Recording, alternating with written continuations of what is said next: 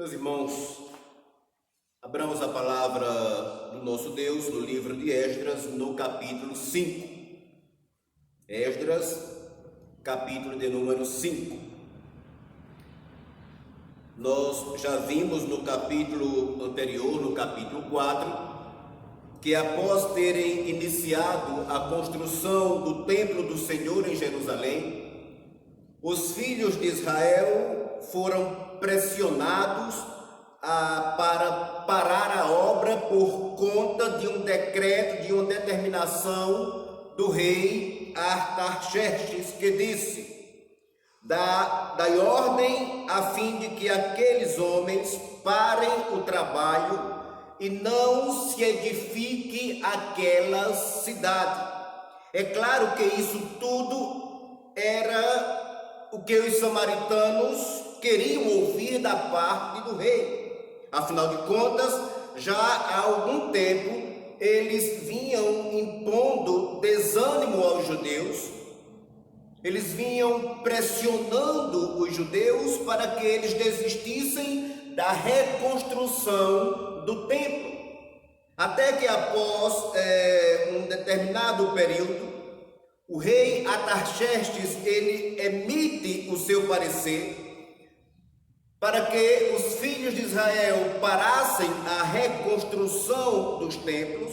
E aí aqueles homens samaritanos, eles foram apressadamente a Jerusalém, aos judeus, e de mão armada, diz o texto bíblico, os forçaram a parar com a reconstrução da obra. E aí no verso 24 do 4º capítulo, temos que a obra da casa de Deus cessou. Ela estava em Jerusalém e cessou, foi interrompida, paralisada, e isso até o 2º ano do reinado de Dário, rei da Pérsia, era a determinação. Já no capítulo 5, que é o capítulo que nossa exposição se concentrará hoje, teremos a atuação, nós temos a atuação profética de Ageu e Zacarias, que foram profetas pós-exílio, isto é, eles desenvolveram seus ministérios após o cativeiro babilônico. Eles estavam aqui nesse contexto de Esdras, de Zorobabel, de Jesua. Digo isso para que você possa se situar melhor no contexto. Nesse capítulo nós temos a retomada da reconstrução do templo após 15 anos de paralisação, 15 a 20 anos de paralisação. Nós temos também a tentativa de embargo dessa obra imposto pelos sírios aos líderes judeus. Vamos então analisar esses fatos e extrair algumas lições práticas para as nossas vidas. Assim como temos feito, irmãos, nos capítulos anteriores, nós iremos ler o texto à medida que a exposição for avançando. Oremos ao nosso Deus.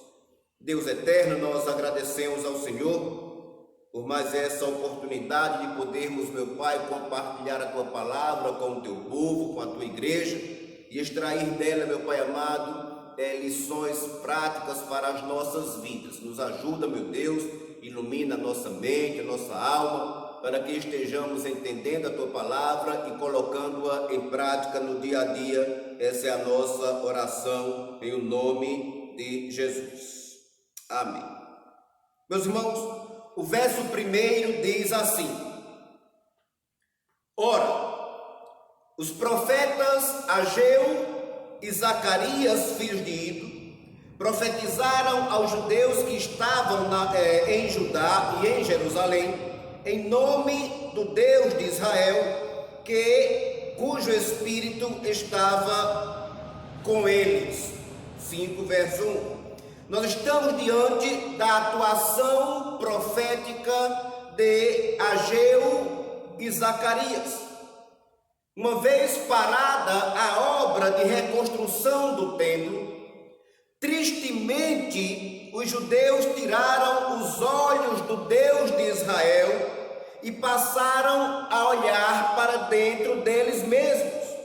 Uma apatia espiritual tomou conta dos seus corações, a ponto de o viver pela fé demonstrado por ocasião em que os fundamentos do templo foram lançados, momento esse em que os vemos em grande celebração, cantando em altas vozes, declarando: o Senhor é bom, a sua misericórdia dura para sempre, serem substituídos pelo temor das circunstâncias que os seus olhos viram. Quando os homens armados chegaram para eles, obrigando-os a parar a obra da reconstrução do templo, eles temeram. Na verdade, houve uma espécie de acomodação, um conformismo circunstancial que os levou a ignorar a palavra de Deus. Segundo a profecia de Ageu, eles diziam: não veio ainda o tempo em que a casa do Senhor deve ser edificada. Então, eles começaram a cuidar dos seus próprios interesses, abandonaram a reedificação da casa de Deus e passaram a empenhar todos os seus esforços na edificação de suas próprias casas. Até que por meio dos profetas Ageu e Zacarias, Deus fala com o seu povo. E por meio de Ageu, lá no capítulo 1, o Senhor diz, lá no verso de número 4: acaso é tempo de habitardes vós em casas apaineladas, enquanto esta casa permanece em ruínas? Irmãos, nós temos aqui um paralelo triste de realidades. De um lado temos o estado do templo do Senhor, a casa de Deus, uma obra inconclusa, abandonada, e do outro as casas luxuosas que muitos de entre os filhos de Israel, durante aquele período, construíram para si. A expressão apaineladas que aparece aí no verso, ela aponta justamente para a sofisticação, para o luxo com que aquelas casas foram edificadas. Painéis de extrema qualidade eram colocados naquelas casas. Materiais que eram usados nos palácios dos reis. Então, Deus está convocando o seu povo a parar, a pensar, ponderar os seus atos, bem como as circunstâncias nas quais estavam envolvidos naquele momento. As acusações de Deus sobre eles eram fortes demais, pesadas demais. E embora as casas fossem luxuosas, algo desproporcional, extremamente desproporcional, estava acontecendo aqui. Eles plantavam, mas a colheita não era o suficiente. Embora tivessem o que comer, não conseguiam matar a fome. Eles possuíam roupas, mas elas não os protegiam na hora do frio. Aquilo que eles recebiam como paga do seu salário não era suficiente para os seus sustentos. Algo desproporcional estava acontecendo. A expressão usada por Ageu foi: o que recebe salário, recebe-o para pô-lo num saquetel furado. Definitivamente alguma coisa estava muito errada. Daí Ageu se dirigir àquele povo e de forma profética dizer: assim diz o Senhor dos Exércitos, considerai o vosso passado. O que estava acontecendo era que os judeus, eles não percebiam que era Deus mesmo, ainda que de forma pedagógica estava frustrando as obras do seu povo, a fim de que eles se voltassem para Deus. E acredite, muitas vezes Deus deixou o seu povo sofrer a fim de lhes ensinar algo. Isso aconteceu, por exemplo, quando o povo de Israel saiu do cativeiro egípcio e no deserto enfrentaram grandes dificuldades. Inúmeras barreiras muitas barreiras precisaram ser transpostas. E em dado momento Moisés falou ao povo em nome de Deus. E Moisés disse lá no livro de Deuteronômio, no capítulo 8, Ele te humilhou, te deixou ter fome e te sustentou com maná que tu não conhecias, nem teus pais conheciam, para te dar a entender. E aqui está o caráter pedagógico, ensinador dos sofrimentos que são provocados por Deus ao seu povo. Ele te humilhou, te deixou ter fome, te sustentou com maná que tu não conhecias, nem teus pais o conheciam, para te dar a entender que não só de pão viverá o homem, mas de tudo que procede da boca do Senhor viverá o homem. Aqui nos dias de Zorobabel, a situação não foi diferente. O povo havia deixado de lado a palavra do Senhor e eles estavam colhendo os frutos de suas obras más. Lá no verso 9 do primeiro capítulo de Ageu, diz assim: esperastes o muito, e eis que veio a ser pouco. E esse pouco, quando trouxestes para casa, eu, isto é, Deus, com um sopro o dissipei. Irmãos, Deus não os fez prosperar. Deus não os fez prosperar. Havia seca. Sofriam eles, sofriam seus animais, sofriam seus filhos. E Deus lhes pergunta: por quê? Estaria Deus punindo injustamente o seu povo? Estaria Deus sendo por demais carrasco com o seu próprio povo? Tirando-o do cativeiro babilônico após 70 anos para que eles morressem na terra da promessa de forma tão melancólica? Estaria Deus fazendo isso? E aí diz o Senhor dos Exércitos: por quê? Por causa da minha casa que permanece em ruínas, ao passo que cada um de vós corre por causa da sua própria casa. Sou eu, diz o Senhor, que estou fazendo isso com vocês. E entenda que não houve mudança em Deus. Ele não deixou de ser misericordioso, passando a ser carrasco. Não, de forma alguma. O que estava acontecendo era que a palavra de Deus estava se cumprindo à risca em toda a sua perfeição. Deus havia dito que se os filhos de Israel lhe obedecessem, eles seriam abençoados.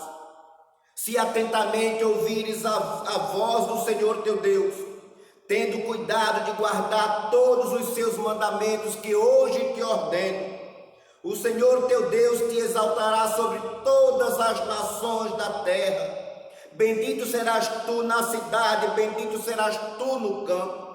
Mas esse mesmo Deus que prometeu bênçãos sob a obediência, esse mesmo Deus disse: será, porém, que se não deres ouvidos à voz do Senhor teu Deus, não cuidando em cumprir todos os seus mandamentos e os seus estatutos que hoje te ordeno, então virão todas estas maldições sobre ti e te alcançarão.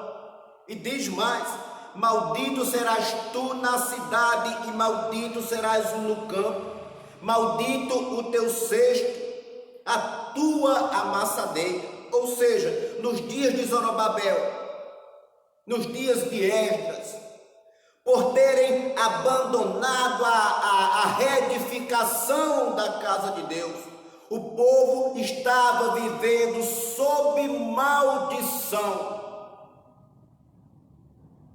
É exatamente isso que está acontecendo e que acontece também quando o homem fecha os ouvidos para a voz de Deus. Ele passa a viver debaixo de maldição. E eles fecharam os ouvidos para a voz de Deus. Eles abandonaram a reedificação do templo, eles desprezaram a construção da casa do Senhor e voltaram-se para os seus próprios interesses. Mas Deus, em sua infinita graça e misericórdia, usou esses dois homens, Ageu e Zacarias, para trazerem uma palavra da parte do Senhor. Diz o verso 1, acompanhe sua Bíblia, no capítulo 1, no versículo 1, capítulo 5 de Esdras, verso 1. Ora, os profetas Ageu e Zacarias, filho de Ido, profetizaram aos judeus que estavam em Judá e em Jerusalém, em nome do Deus de Israel, cujo Espírito estava com eles. E aí, o que acontece? Leia e perceba o verso 2. Então se dispuseram Zorobabel, filhos de Sealtiel, e Jesua, filhos de Josadac, e começaram a edificar a casa de Deus, a qual está em Jerusalém, e com eles os referidos profetas de Deus que os ajudavam. Nesse verso temos a retomada da reconstrução do templo após 15 anos de paralisação. Entre 15 e 20 anos, na verdade. Houve naquele povo, no povo de Deus, uma mudança de mente, uma mudança de atitude. O povo se voltou para Deus. E essa mudança de mente, essa mudança de atitude, que mais nada é do que arrependimento, os filhos de Israel se arrependeram, foi isso que aconteceu. Eles responderam positivamente, dando ouvidos à voz de Deus. E você observa lá no livro de Ageu, no capítulo 1, que é esse contexto, é o que Deus falou para o seu povo. No verso de número 12 diz: Zorobabel, filho de Sealtiel, e Josué, ou Jesua, filho de Josadac, o sumo sacerdote, e todo o resto do povo atenderam a voz do Senhor, seu Deus, e o povo temeu diante do Senhor. Isto é, eles não apenas escutaram a palavra profética, eles não apenas ouviram a palavra profética, tendo-a como palavra de Deus. Algo mais profundo aconteceu naqueles dias, porque o texto bíblico nos informa que houve temor nos corações dos judeus. E esse temor se traduziu em um retorno à palavra do Senhor. E Ageu e Zacarias estavam lá com eles não só os repreendendo por conta dos seus pecados, mas também animando-os, instruindo-os, de maneira que em todo o tempo Deus estava revigorando as forças do seu povo por meio desses 12 profetas. Daí, irmãos, nós entendemos o porquê de os judeus se unirem como um só povo, mais uma vez, em torno do mesmo propósito, por assim dizer. Deus não trouxe apenas repreensões, trouxe também encorajamento ao seu povo. O verso 13 do primeiro capítulo lá de Ageu, mais uma vez, falou ao povo Ageu, enviado da parte de Deus, e disse: eu sou convosco, diz o Senhor. Eu estou com vocês, eu sou convosco. Mas eu quero chamar a sua atenção aqui, irmãos, para as seguintes observações. Quando olhamos para o verso 2 do capítulo 5 de Esdras, e vemos que a reconstrução do templo fora reiniciada, retomada, isso deve despertar nosso entendimento para o fato de que essa mudança de postura no que tange a forma de pensar dos filhos de Israel com relação à reedificação da casa do Senhor, o estilo de vida que eles estavam vivendo desde a sua paralisação lá nos dias de Artaxerxes, e essa questão, sobre isso nós falaremos especificamente em outra exposição um pouco mais tarde. A unidade de propósito, mais uma vez em torno do mesmo, do objetivo primeiro que resultou no retorno da Babilônia para a terra da promessa. Todas essas coisas, elas tiveram sua origem na pessoa de Deus.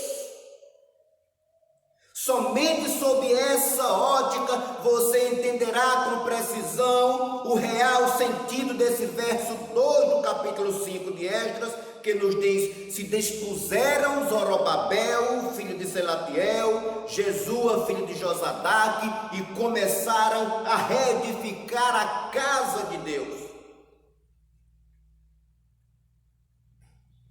Voltando lá para o capítulo 1 de Ageu, lá no verso 14, temos que o Senhor, Deus, despertou o espírito de Zorobabel, filho de Selatiel, governador de Judá, e o espírito de Josué, filho de Josadaque, o sumo sacerdote, e o espírito do resto do povo. Eles vieram e se puseram ao trabalho da casa do Senhor, Deus dos exércitos. Depois de longos anos, eles foram despertados. Essa declaração, irmãos, ela faz-nos lembrar as palavras do apóstolo Paulo aos irmãos da igreja de Filipos, quando Paulo disse assim: porque Deus é quem efetua em vós tanto o querer quanto o como o realizar, segundo a sua boa vontade. Foi isso que aconteceu com os filhos de Israel. Eles foram despertados por Deus. Isto é, foi uma obra divina e não uma decisão humana. Daí o texto bíblico ressaltar que eles foram despertados mediante a palavra de Deus, transmitidas por meio de profecia, por meio das profecias proferidas por Ageu e Zacarias, que os levou a enxergar o atual estado de vida que eles estavam vivendo, a enxergar sua rebelião contra o Senhor, demonstrada no descaso com a reedificação da casa de Deus, e até mesmo a descrença na palavra de Deus, a necessidade de reconhecimento de pecado e, consequentemente, o retorno à obra de reedificação do templo. Tudo isso teve sua origem na pessoa bendita do Deus de Israel. Se não fora o Senhor, não haveria reconhecimento de culpa, não haveria mudança de atitudes, não haveria unidade em torno do mesmo propósito, do mesmo ideal. Em suma, os judeus, eles não teriam mudado se não fosse o Senhor. Os irmãos estão entendendo? Mudança de vida, arrependimento e retorno às Escrituras, retorno à palavra de Deus, são obras exclusivas de Deus na vida do homem. Isso não acontece por querer do homem, é obra de Deus. Com esse conceito em mente, entendemos melhor as palavras de Cristo Jesus, séculos mais tarde, quando ele veio ao mundo em carne, e ele disse: sem mim nada podeis fazer. É esse o princípio. De maneira que o retorno às obras, conforme declarado no verso 2, foi uma obra de Deus na vida do povo hebreu. Assim entendemos. Por fim, temos nesse 5º capítulo a tentativa de embargo imposto pelos sírios aos líderes judeus. Nos versos 3 a 17, nós temos alguns detalhes dessa tentativa de embargo. Nos versos 3 e 4, nós somos informados de que alguns de entre os líderes persas procuraram os filhos de Israel e lhes fizeram 2 perguntas específicas. No verso 3, temos assim: nesse tempo, veio a eles Tatenai, governador daquém do Eufrates, e Setar-Bozenai, a seus companheiros, e assim lhes perguntaram: quem vos deu ordem para reedificardes esta casa e restaurardes este muro? Verso de número 4. Perguntaram-lhe mais: e quais são os nomes dos homens que constroem este edifício? Percebam que, assim como na primeira vez, os inimigos pressionaram os judeus a fim de que a obra fosse interrompida mais uma vez. Só que o verso 5 nos diz que os olhos de Deus estavam sobre os anciãos dos judeus, de maneira que não foram obrigados a parar até que o assunto chegasse a Dário e viesse a resposta do rei. Ou seja, embora as pressões fossem reais, e elas eram reais, de fato eram, porém, mediante a intervenção divina, os filhos de Israel não precisaram paralisar as obras, elas naturalmente prosseguiram, até que o rei da época desse um parecer final para o caso. Isso levou um certo tempo para acontecer, talvez um ano, um pouco mais ou pouco menos, e durante esse período a boa mão do Senhor estava sobre o seu povo. Olhe para o verso 5 e veja o que ele declara. Porém, os olhos de Deus estavam sobre os anciãos dos judeus, de maneira que não foram obrigados a parar até que o assunto chegasse a Dário e viesse resposta por carta sobre isso. E a partir do verso 6 até o verso 17, nós temos o teor da carta enviada ao rei. A carta dizia assim, nós vamos ler, acompanhe sua Bíblia, vamos ler esses versos. Vamos ler a partir do verso 7. Ao rei Dário, toda a paz. Seja notório ao rei que nós fomos a província de Judá, a casa do grande Deus, a qual se edifica com grandes pedras. A madeira se está pondo nas paredes e a obra se vai fazendo com diligência e se adianta nas suas mãos. Perguntamos aos anciãos e assim lhe dissemos: quem vos deu ordem para reedificardes esta casa e restaurardes este muro? Demais disto, lhes perguntamos também pelo seu nome, para tu declararmos, para que te pudéssemos escrever os nomes dos homens que são entre eles os chefes. Perceba que a carta é bem detalhista, é minuciosa. Verso de número 11. Esta foi a resposta que nos deram.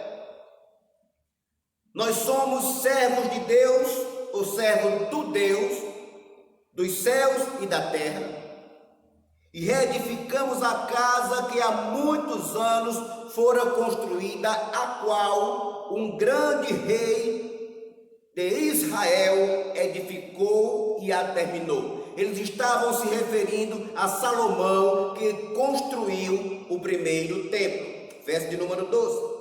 Mas depois que nossos pais provocaram a ira, o Deus dos céus, nós temos aqui o reconhecimento de que desobedeceram ao Senhor. Ele os entregou nas mãos de Nabucodonosor, rei da Babilônia, o caldeu, o qual destruiu esta casa e transportou o povo para a Babilônia.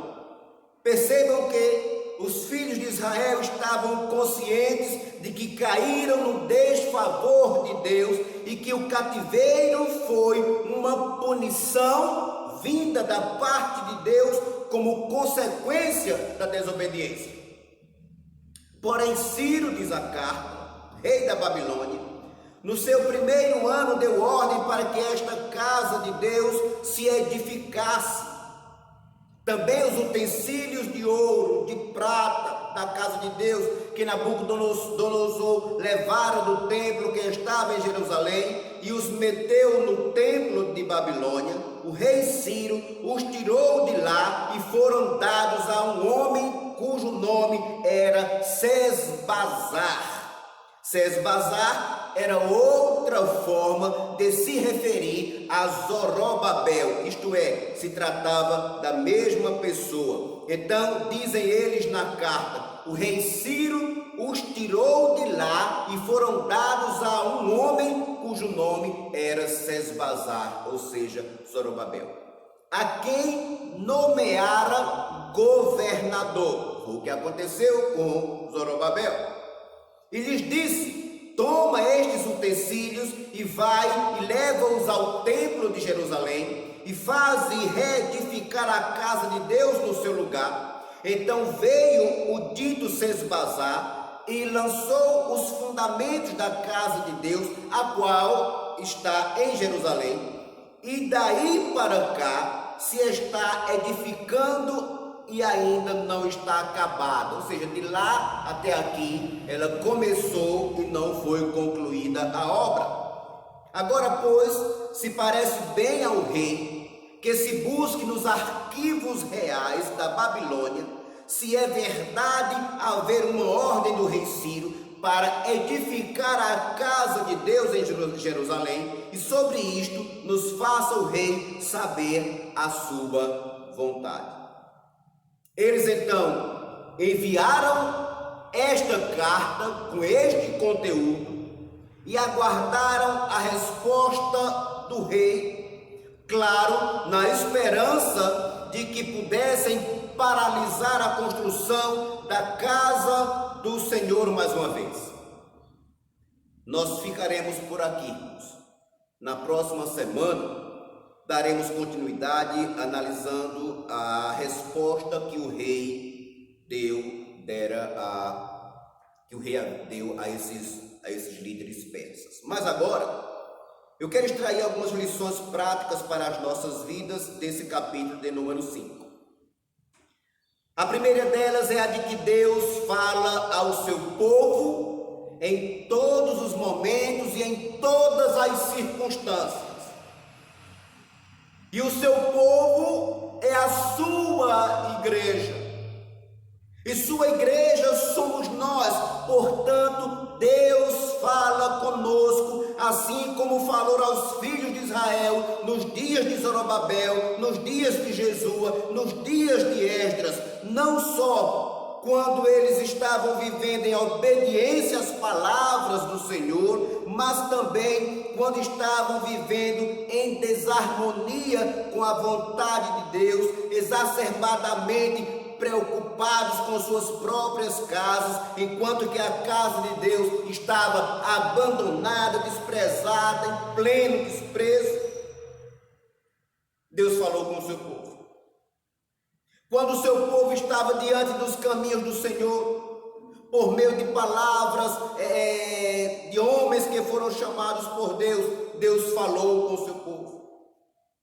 Quando estavam vivendo em rebelião por meio da palavra, foram exortados, foram disciplinados e corrigidos. Quando desanimados pela palavra de Deus, eles foram encorajados.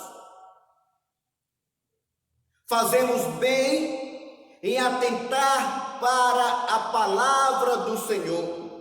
Ela é o meio ordinário que Deus usa para falar com o seu povo, para falar com a sua igreja.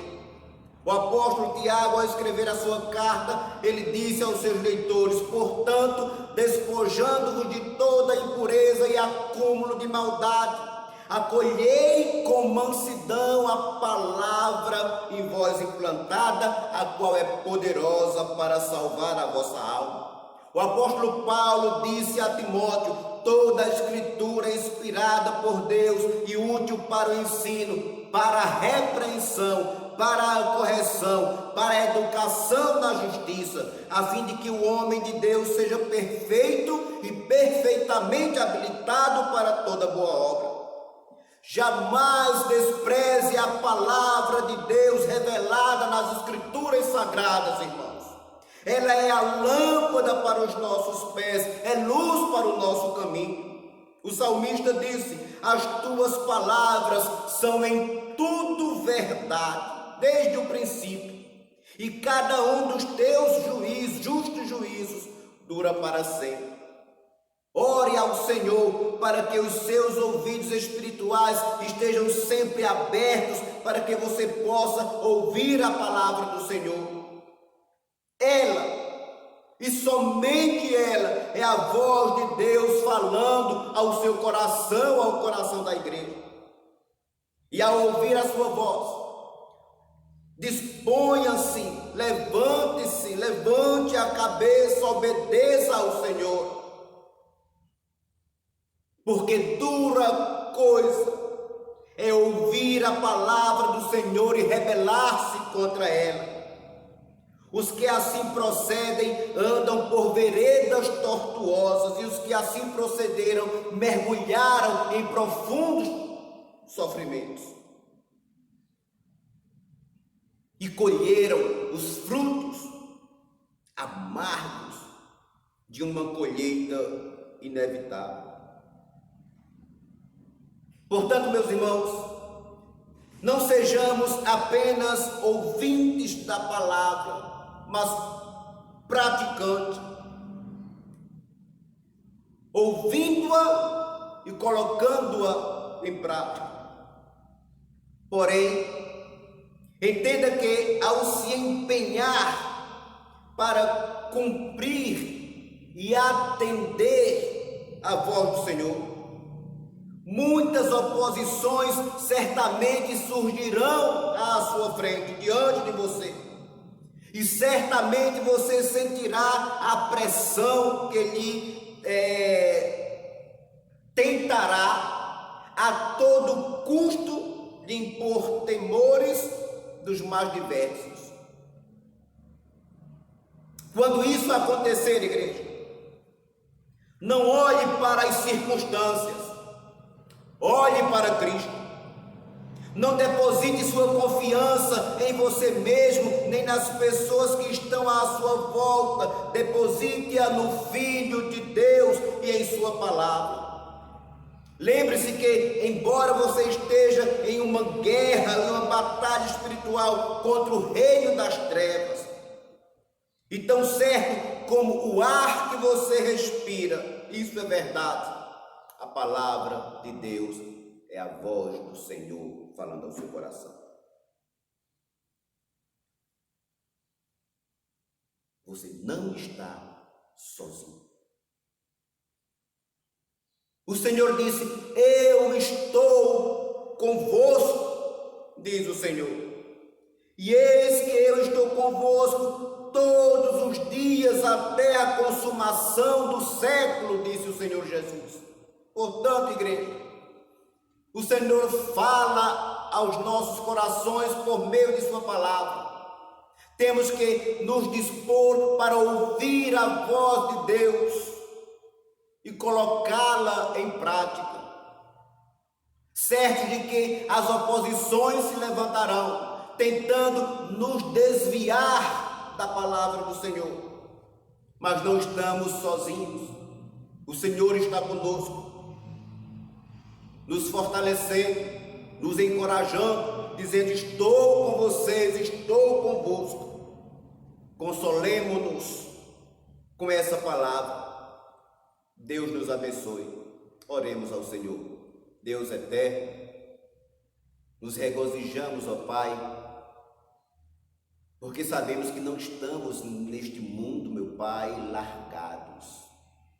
O Senhor está conosco, meu Deus, nos encorajando nos momentos difíceis, nos fortalecendo, meu Pai amado, diante das tribulações, das perseguições, das tentações, sustentando as nossas mãos e revigorando as nossas forças quando os inimigos de nossas almas, meu Pai amado, tentam a todo custo fazer com que nós desprezemos, meu Pai amado, a Tua palavra.